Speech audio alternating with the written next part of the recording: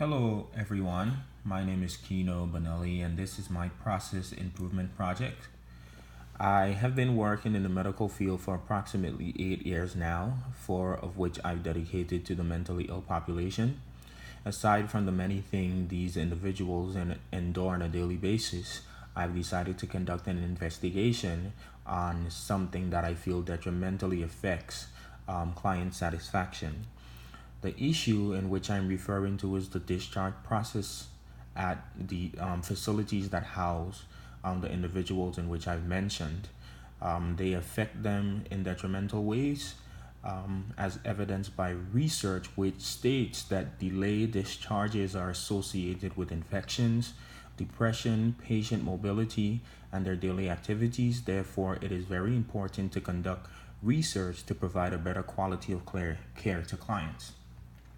The two tools that I believe were useful in this investigation are the Six Sigma and the critical path analysis diagram. The Six Sigma is a quantitative tool, which allowed me to focus heavily on solutions that are needed in order to resolve the issue in which I mentioned. I was able to use the 5 steps, which are to define, measure, analyze, improve, and control. As for the critical path analysis, I was able to put things into perspective. I was able to develop a graph and a chart that allowed me to, properly put things into a diagram so that the people who are providing services can follow along.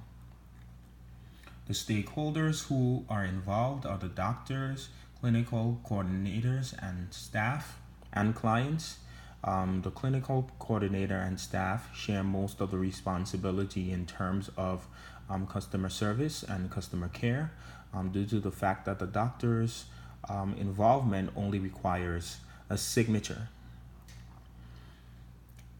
In order to resolve these situations, system education, a system which addresses communication, and a special team need to be implemented. These need to be communicated with all resident stakeholders of a specific patient on progress and estimated stay time. And the special teams in particular are responsible for closely analyzing the flow of system and the sources of possible sources of caseloads and proposes ways to avoid them. This promotes an in-blend system, a system which is coherent to certain facility in order to take into account other areas based issues which affect service delivery process, such as the culture and so forth. The next slide focuses on the timeline, preparing all relevant documents, resources, and tools for commissioning the project, creating a stakeholder list and communicating them, stakeholder meetings which will be held on every end of the month to review the tasks of that month and discuss upcoming tasks, planning, research and data collection, analyzing and drawing conclusion, and presentations.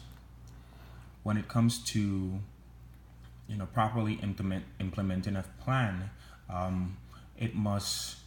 it is necessary to be able to offer a framework that considers and addresses major issues associated with the mental health discharge system, to provide a system that is able to adapt to a different system of mental health service delivery, as well as those relating to resources and their availability, to create a management that is available to promote philosophies that motivate service deliveries in a manner to achieve an effective discharge system from the side of human labor, and to provide a system that incorporates the aspects of all other stakeholders, including relatives, custodians, amongst others, to ensure the delays are minimized once a discharge is approved.